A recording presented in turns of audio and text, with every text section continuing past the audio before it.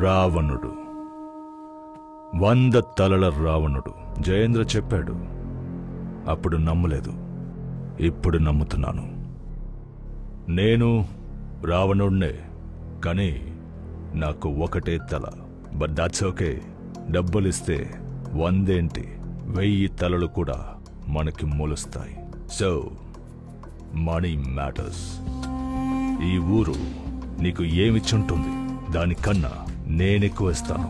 ఈ సెకండ్ నుంచి నువ్వు, నీ రౌడీలు నా కింద పనిచేయాలి. ఈ మట్టిలో ఓ చిన్న మొలక కూడా రాకూడదు. వీళ్ళు రౌడీలు కాదు, నా అన్నలు.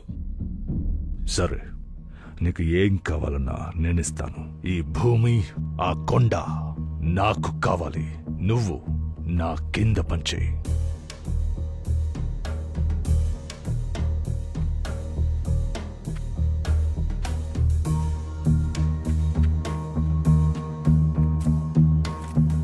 ఈ భూమి కొండ కావాలంతేనా?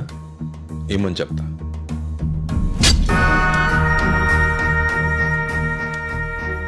6 అడుగులు సరిపోతుందా?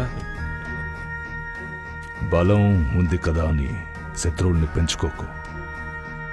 ఇక నీ అన్నల తలకాయలని అప్పుడప్పుడు లెక్క పెడుతూ ఉండు. నెక్స్ట్ టైం నేను ఇలా ఓపికగా మాట్లాడు.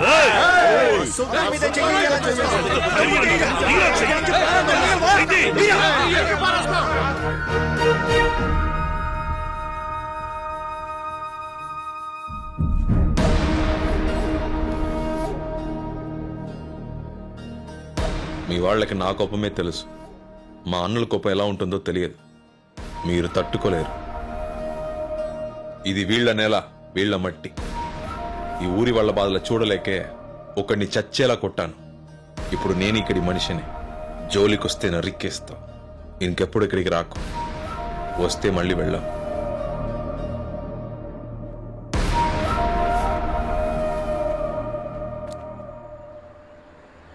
చాలా ఎక్కువ మాట్లాడాడు సార్. 100 మంది వాడు వెనకాలన్నారన్న ధైర్యంతో ముందు వాళ్ళని లేపేయాలి సార్. 100 మంది వాడి వెనకాల లేరు. 100 మంది ముందు వాడున్నాడు. పాముని చంపాలంటే తోక నరకూడదు, తల నరకాలి. వాడి తల నరకాలి.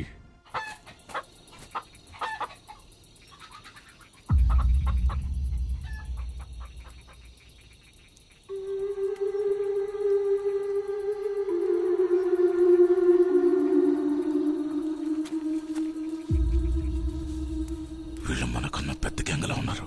చాలా జాగ్రత్తగా ఉండాలి. మనం దొరికేమో అయిపోతాం.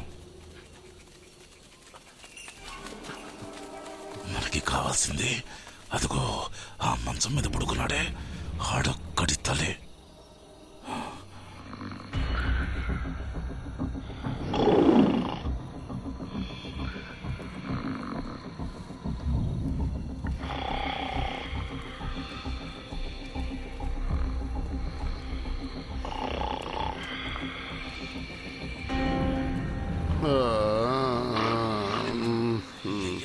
చూసుకుని పదరా.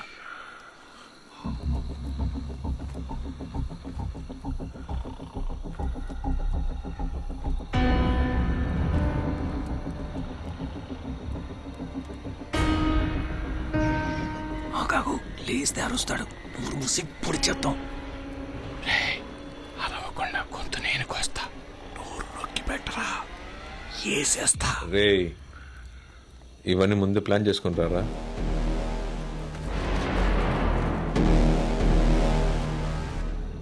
కత్తి పట్టనికుండా 2 నెలలుగా కంట్రోల్లో పెట్టాను. వీళ్ళు లేచారు, చస్తారు. ఏం జరిగినా అసలు సౌండ్ రాకూడదు. మ్యాటర్ అది.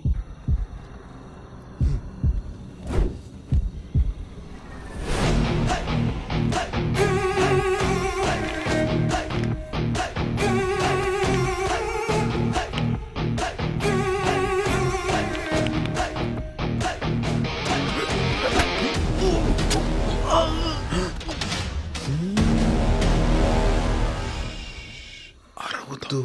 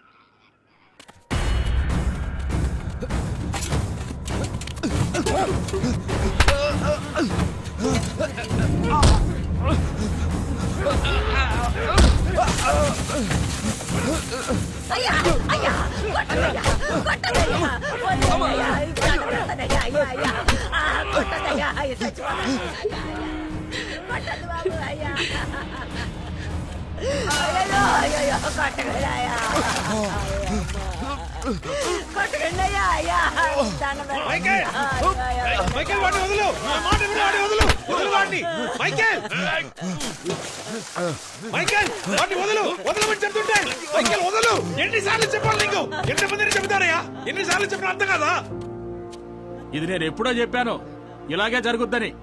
వీళ్ళు ఈ ఊరు ఆడాళ్ళ మీద చేసి ఏం చేసినా అడిగే మగాడు కూడా లేడు. ఇంకా ఎన్ని ఘోరాలు చూడాలో ఏంటో.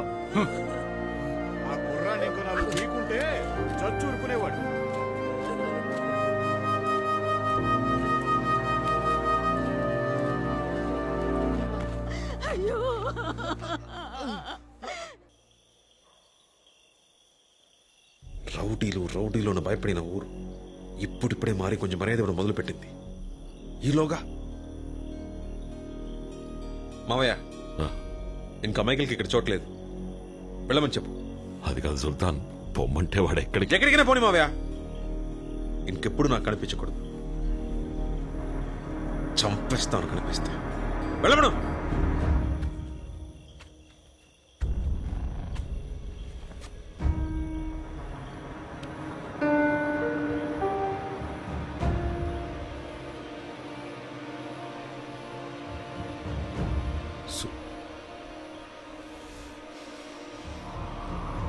సుల్తాన్, మైకిల్ తరపున నేను క్షమాపణ అడుగుతున్నాను. మైకిల్ ఏ తప్పు చేసుంటాడో. ఆ కుర్రాన్ని కొట్టడానికి ఏదో కారణం ఉండుంటుంది. ఊరందరి ముందు గొడ్డుని బాదినట్టు చితకబాదావు. చాలు, వదిలే సుల్తాన్. నువ్వెందుకు ఆలోచిస్తున్నావే? వెళ్ళి చెప్పు.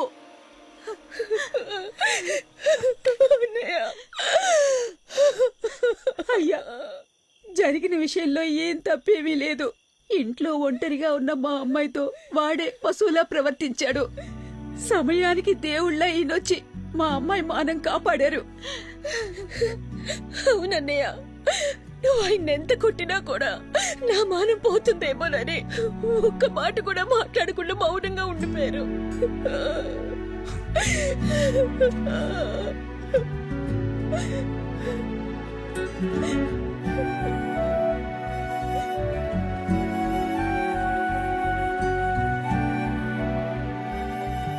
తొందరపడ్డాను.